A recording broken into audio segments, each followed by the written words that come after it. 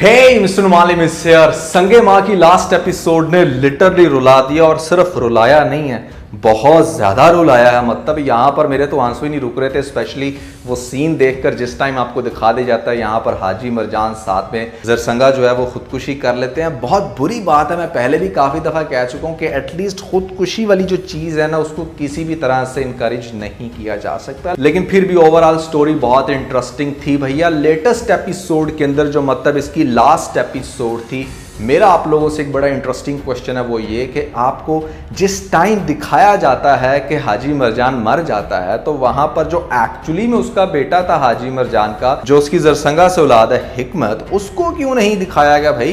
ये मेरा आप लोगों से क्वेश्चन है, इसका मैं आंसर इसी रिव्यू में करने वाला हूं। फिर जो नए लोग आए मेरे चैनल पर जल्दी से दबा दें सब्सक्राइब का बटन, इंस्टाग्राम फॉलो @नुमालिम, क्योंकि आपके सभी क्वेश्चंस के आंसर मैं वहां पर करने वाला हूं। वीडियो का जैसे लगता है हम स्टार्ट कर सकते हैं बहुत इस वीडियो पर रिव्यू, तो चलिए आगे बढ़ते हैं।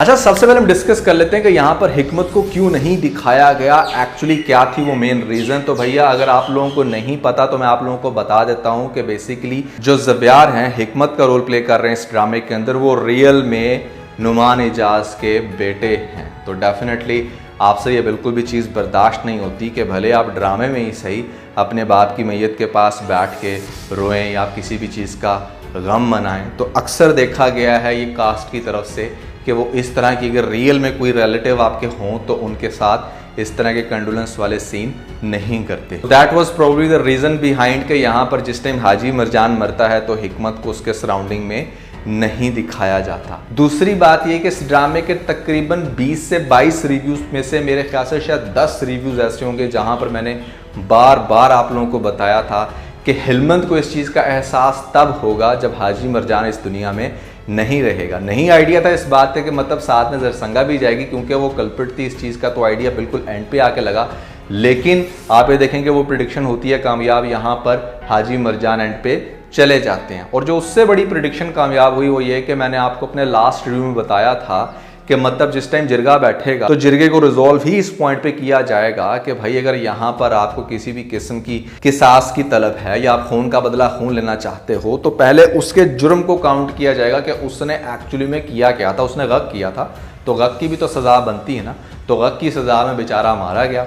तो यहाँ पर वो जो सीन था आपको एग्जैक्टली दिखाया गया हिलमत की तरफ से कि उसने आके बात ही वो की जो मैं आपको अपने पिछले रिव्यू में बता चुका। सो इस बात के ऊपर भैया लाइक तो बनता है। यहाँ पर मैं जिरगे नहीं बिठाता, ये मेरी एक अपनी ऑब्जर्वेशन थी जो कि काफ़ी अच्छे से फिट होती है इस ड्रामे में। फिर मुझे वो सीन बहुत कमाल का लगा कि जहाँ पर वो फेक पेपर्स को लेके आता है और आके बताता है कि मतलब यहाँ पर मैं इतना हिस्सेदार हूँ। असल में उसने इस चीज़ को ऑब्जर्व कर लिया था अपने दादे की बातों से कि वो बार बार हिस्से की बात कर रहा था, कहीं उसे इस चीज़ की टेंशन तो नहीं है कि यहाँ पर मेरे से हिस्सा ले ले। तो हिलमत उसी चीज़ को बेस बना कर यहाँ पर दादे को डरा के भगा देता है। मुझे वो सीन बहुत ही कमाल का लगा। लास्ट एपिसोड काफ़ी शॉर्ट थी मेरे ख्याल से, थोड़े से सीन मजीद ड्रैग किए जा सकते थे, चीज़ों को थोड़ा सा अच्छे से स्टोरी को समराइज होते हुए दिखा दी जाता कि जैसे गुलमीना जो है वो फाइनली अब हिकमत की हो चुकी है, दोनों बड़े खुश हैं। थोड़ा सा ना मेरे ख्याल से ड्रामे के अंदर अगर इतनी टेंशन क्रिएट करते हैं तो लास्ट एक आधी एपिसोड ऐसी दिखा दिया करो कि जहाँ पर चीज़ों को अच्छे से रिजॉल्व किया जा रहा है। अब जो ऑडियंस है जिसने इतना डिप्रेशन लिया है आपकी 26 एपिसोड में, वो अच्छे से आप खुश हो के लास्ट में हैप्पी एंड को देखे। लेकिन इस तरह पता नहीं क्यों हमारे ड्रामों में नहीं किया जाता। कुछ ड्रामों में होता है तो वो चीज़ अच्छी लगती है। मतलब लोग चाहते थे कि यहाँ पर हिलमत और शहजाद के कोई सीन दिखाए जाते, आपने सिर्फ एक ही सीन दिखा दिया कि यहाँ पर उसने अपने बेटे का नाम हाजी मरजान रख दिया जिसको सारी ज़िंदगी गालियाँ निकालता है। लेकिन चलो ठीक है, उम्र के किसी हिस्से में उसको इस चीज़ का एहसास तो हुआ कि वो बंदा बड़ा प्योर था। मुझे वो सीन भी बड़ा अच्छा लगा कि जहाँ पर एंड पे हिलमत को दिखाया जाता है कि अपने बाप को वो चंगी कुत्ते वाली करता है कि यहाँ पर जिसकी मैं पूजा करता आया वो ये निकला वो निकला। वो सीन बड़ा मज़े का, मतलब उसके डायलॉग्स तो मुझे एग्जैक्टली याद नहीं है लेकिन मुझे बहुत ज़्यादा मज़े का लगा वो सीन कि वो हाजी मरजान की तारीफ़ें करता है और अपने उस बाप की अच्छी खासी धुलाई कि यहाँ पर मेरा बाप कमीना था, ये था वो था। संगे माँ ड्रामा ओवरऑल इंटरेस्टिंग था लेकिन मेरे ख्याल से शायद बहुत बड़ी ऑडियंस को अट्रैक्ट नहीं कर पाया जैसे संगे मरमर ड्रामे ने किया था। संगेमार ड्रामे की सबसे बड़ी प्रॉब्लम ये थी कि ड्रामे की जो स्क्रिप्ट थी वो बहुत कॉम्प्लिकेटेड थी। शायद बहुत ज़्यादा जो इंटेलिजेंट लोग थे इसको समझ सकते थे। कम एज की जो ऑडियंस होती है अंडर 20, वो थोड़े से सिंप्लीफाइड ड्रामास को देखना और प्रमोट करना पसंद करती है। जैसे आपके सामने एग्जांपल है कैसी तेरी खुदगर्जी, कोई कंपैरिजन तो नहीं है लेकिन लोगों को समझ आ जाती है। इसकी ऑडियंस थोड़ी सी मैच्योर थी, ज़्यादातर लोग इसको वो देख रहे थे जो मेरे ख्याल से 35+ थे। तो यहाँ पर उन लोगों को ये ड्रामा बहुत अच्छा लगा क्योंकि बड़ा आराम से सुकून से बैठ के देखने वाला ये ड्रामा था। और मैं अपनी सारी सीनियर ऑडियंस को रेकमेंड करूँगा कि अगर आपने संगेमार ड्रामा नहीं देखा तो आप इसको ज़रूर देखें, आपको डेफिनेटली इस ड्रामे का मज़ा आने वाला है। दूसरे नंबर पे मेरा एक बड़ा इख्तलाफ है इस ड्रामे से कि यहाँ पर हेलमंद का कैरेक्टर जो कि प्ले किया गया था आतिफ असलम की तरफ से, रिलेटिवली बोरिंग कैरेक्टर था। मतलब ठीक है कुछ ऑडियंस को पसंद आया होगा लेकिन मुझे को बहुत ज़्यादा अट्रैक्ट नहीं किया। मेरे ख्याल से शायद इस कैरेक्टर को ज़्यादा अच्छे से पॉलिश किया जा सकता था, या यहाँ पर अगर हमारे पास इतना बड़ा नाम था आतिफ असलम तो उसको और अच्छे से यूटिलाइज़ किया जा सकता था। स्क्रिप्ट उसको कोई और दे देते, किसी और ड्रामे में कास्ट करते तो शायद 2022 का सबसे सुपर डुपर ड्रामा जाता। तो वो चीज़ थोड़ी सी मिसिंग थी। यहाँ पर सभी कैरेक्टर्स की वैल्यू मेरे ख्याल से एक जैसी थी, कोई ख़ास लीडिंग रोल फील नहीं हुआ किसी भी कैरेक्टर का। आप यूं समझ लें कि सारे कैरेक्टर जो थे वो स्कैटर्ड थे, उनकी स्टोरी स्कैटर्ड थी, फिर उनकी वैल्यू भी ड्रामे के अंदर बहुत ज़्यादा बिखरी हुई थी। तो इसलिए हमें को बहुत ज़्यादा ये ड्रामा अट्रैक्ट नहीं किया। ये मैं आपको अपने रिमार्क्स दे रहा हूँ, हो सकता है कि आप इससे डिफर करें, लेकिन ओवरऑल मेरा ये फीडबैक है इस ड्रामे के बारे में। संगेमार ड्रामे के अंदर अगर सबसे बेहतरीन किसी ने एक्ट प्ले किया है तो यहाँ पर मैं वो कहूँगा नुमान एजाज।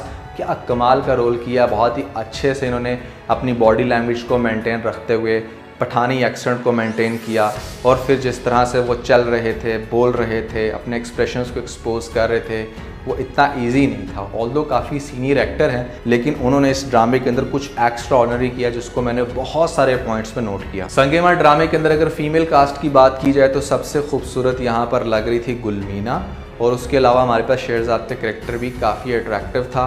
शेहरजाद यहाँ पर प्ले किया गया था कुबरा खान की तरफ से, जो कि एटलीस्ट अपने बाकी ड्रामों से ज़्यादा खूबसूरत लग रही थी इस ड्रामे में। बॉयज़ में अगर जिक्र किया जाए तो यहाँ पर ज़बियार एज हिकमत ज़्यादा हैंडसम लग रहा था एज़ कम्पेयर आतिफ असलम, और बाबों में हमारा सबसे प्यारा बाबा नुमान एजाज के लग रहा था। सीनियर लेडीज़ के अंदर हमारे पास जरसंगा जो थी वो ज़्यादा अट्रैक्टिव लग रही थी, और ओवरऑल यहाँ पर जितने भी सपोर्टिंग कैरेक्टर्स थे उन सब ने काफ़ी अच्छा काम करा इस ड्रामे में। सो ये लोग पूछते हैं बेसिकली, अक्सर लोग मुझे कमेंट करते हैं कि why do you talk about beauty.